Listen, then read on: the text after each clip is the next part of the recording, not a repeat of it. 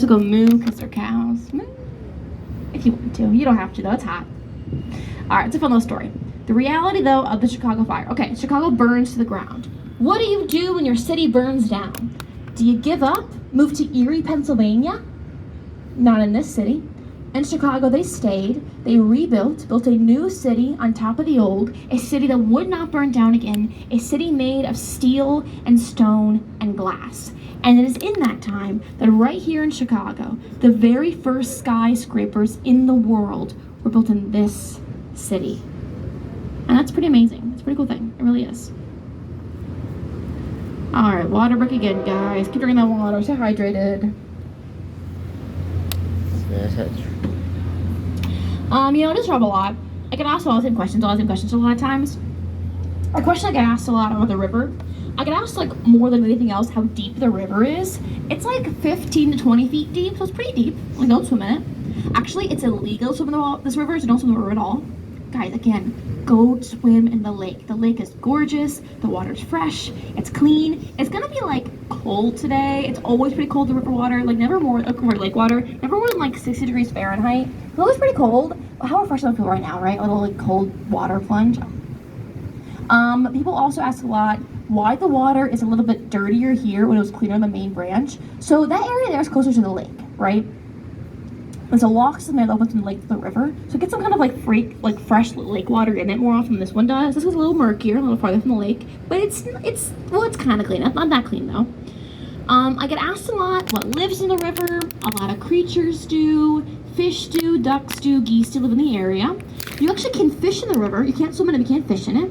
And again, we're not going to the lake today, unfortunately. This boat was in the river. I mentioned someone earlier. It's a great day for a lake boat. It's a little bit colder in the lake. We have a deal at Shoreline. It's a good deal, that's why I mention it. With your river ticket, you get a $6 lake ticket as well. So you can, like, if you guys are really wanting to like a water day, enjoy the lake from that view as well, go to the ticket without the tour, pay $6 extra, get a lake tour, go on the lake as well. It's a hot day. The boats are nice today. That person up there, that sign, just go to the lake ticket as well. So just do that today, guys. Just like have some nice outdoor water time, and then sit in the AC for like an hour, and then come back to the water.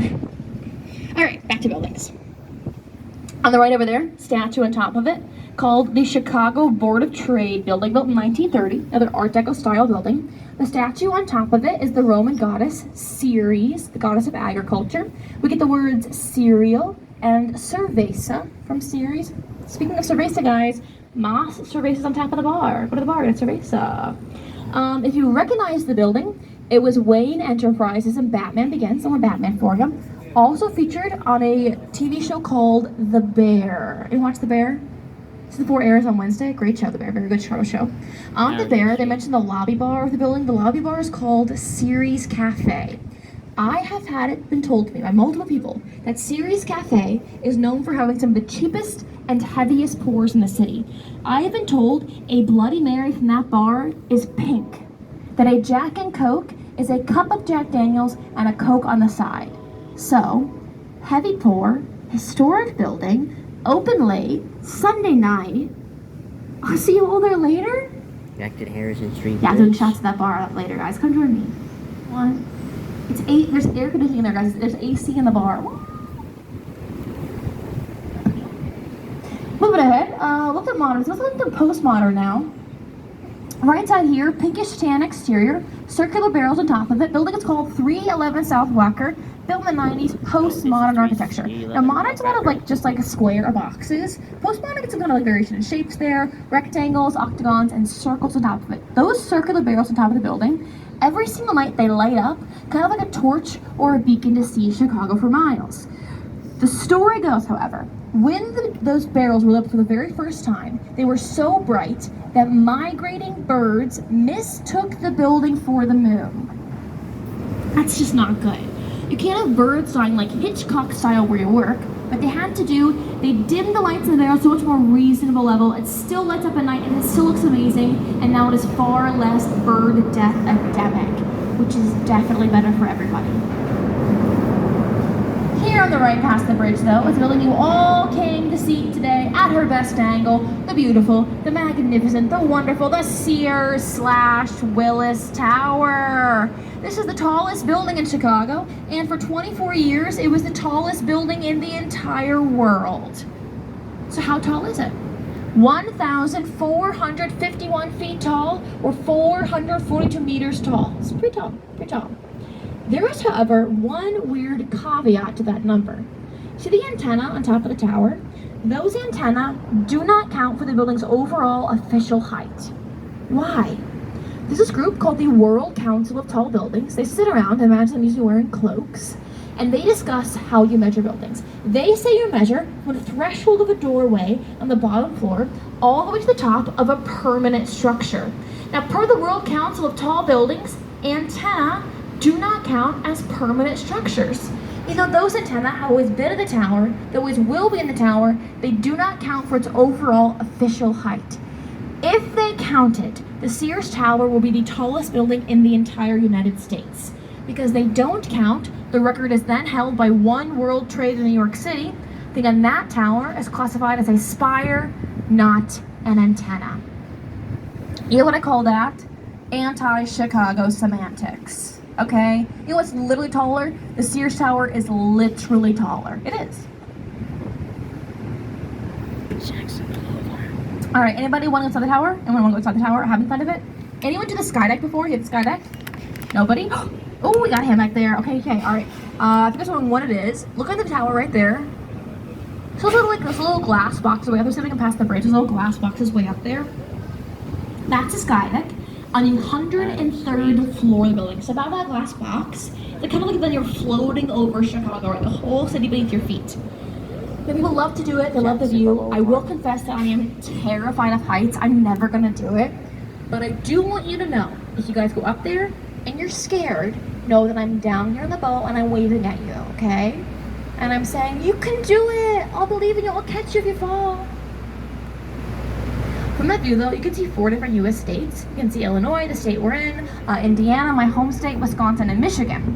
And then I thought about it for like 4 seconds, and I was like, wait a sec. Of course you can see all the states. We're in the Midwest. What would block your view? A mountain? We don't have those here. Adams Street's next. All right, one last Sears Tower tidbit, because I am calling it the Sears Tower, when officially its name is the Willis Tower. What's up with that? Well, the tower was built in the 1970s, built and paid for by the Sears and Roebuck Company. And Sears was like the Amazon of their day. They were everywhere. Then by the 90s, Sears is kind of nowhere. In the 90s, Sears leaves the tower, keeps the name Sears for a while. In the 2010s, a group called the Willis Insurance Group moves into the tower, leases 3 floors of office space, and then pays an extra $1 million a year to get the naming rights of the tower. And now we officially call it the Willis Tower. But if you know anyone from Chicago or the Chicagoland area, yeah, we all still call it the Sears Tower. We're always gonna call it the Sears Tower. You could rename it the Mother Teresa World Peace Tower, and Chicagoans will still call it Sears. And you know who else calls it Sears? The Pope calls it Sears. Good enough for him, good enough for us. All right, everybody, water break. Everyone hydrate.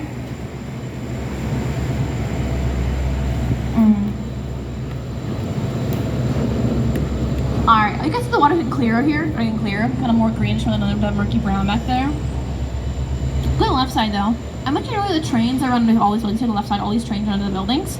So weird thing about that, these are Amtrak and Metro trains. So Amtrak owns the trains. They own the tracks the trains are on, and Amtrak also owns the air above the train tracks. Which means buildings to the left and all these buildings to the left have to pay air rent to Amtrak. If regular rent wasn't enough, imagine paying rent to use the air you exist in. Crazy thing, it happens there. I don't really know why it happens right over here. Interesting. All right, back down to the Arctical Canyon. I mentioned the one on the left side earlier, I mentioned the one on the right side now. The right house is a crowd favorite. It's a really gorgeous building. It's a crowd favorite building. It is called the Civic Opera House or Civic Opera Building. It was built in the year 1929. It is the second largest opera house in North America after the Met in New York City.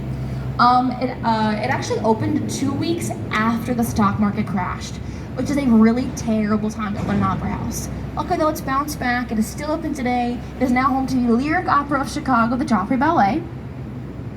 This whole back wall here with the windows to the stage. And for your convenience, they wrote the name of the building on the side of it. Look right here, Civic Opera Building.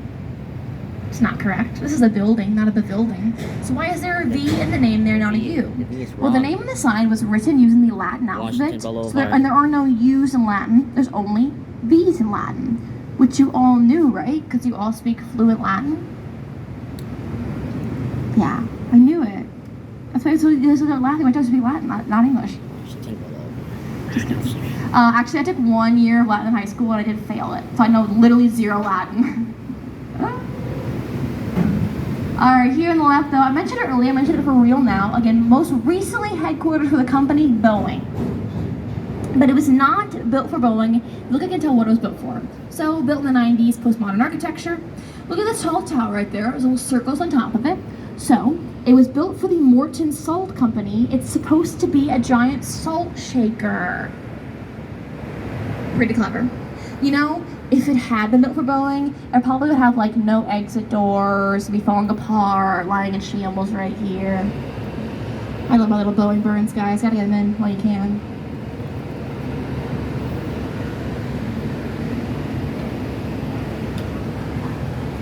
Alright, we're gonna keep pulling ahead though, back towards the main branch today. Now, let's think about dinner. Sunday's a good night for dinner, right? And Chicago, because I watched that video, so Chicago, we're known for food. We're known for the really good food scene in this city. A lot of places kind of right here on the riverfront. I love a casual place right there left called Small Cheval. It's a burger joint. Excellent, like smash burgers, fries, shakes. I love Small Cheval. It's a great place to go. More of like a vegetarian option though is over here on the right side. Place called Beatnik on the River. It's a Mediterranean restaurant. It looks like kind of beautiful, like bohemian, like little like patio here with the windows, the trees growing inside of it. Like, look at that. You want to be there right now having a cocktail, don't you? That was a test. You want to be on this boat learning about architecture. That's for later. It's for after the tour, guys. And you'll throw me a drink afterwards after you're done. I put like in the Wolf Point now. Remember, it's called the Trophy Case of Chicago. Look how much cleaner the water gets, how much greener it gets before it goes to the lake. And all those beautiful glass buildings. Oh, you guys see actually in Wolf Point East there, that little like ledge right there? That's a pool deck right there. It's pretty cool, that pool. Really cool pool deck. No, but again, all these are really new, really modern glass buildings. Actually, one of the oldest ones we see in Wolf Point is going to be the right side here, one with the curve in it. That is called the Nuveen Building, built in 1983. It's 40 years old. It is, of course, contextualist style architecture. The curve in the building mimics the curve we see in the river. If you recognize that building, it was where Ferris Bueller's dad worked in Ferris Bueller's Day Off. Classic Chicago movie, Ferris Bueller, right? Classic movie. Though, I tell you guys, I watched it recently. I don't really get why Cameron and Ferris are friends. Listen, if my like best friend stole and wrecked my dad's car, we would not be friends. We would be in active litigation against each other. You know what film they should make? Cameron's Day In. Anyone get that? Anybody? Bueller.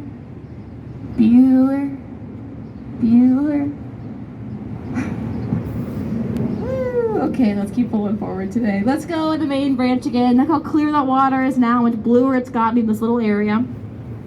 On the left again though, we have the giant and beautiful Merchandise Mart. A building so large, I have to mention it twice. How big is that building? When it was built in 1930, it was the largest building by area in the entire world. It sits on 2.5 city blocks. It is a size equivalent to 73 American football fields. This building is so large, it used to have its own zip code. Huge, huge, huge building. Now, every single weekend night, so this very evening, at 8:30 p.m., they do a free art show on the side of the building called Art on the Mart. It is such a cool show. It's a lot cooler at 8:30 tonight, a lot cooler because the sun will be down. There's a little like gray box on the right side there, that little gray box, the projector house for it. So from this box, shines all these lights, images going on the face of the building. It is such a cool show. It is totally one of a kind. It's free, it's short, the sun won't be down, much cooler then. So if you guys are in the area, definitely worth checking out. It really is. It really is worth checking out. Hydration break.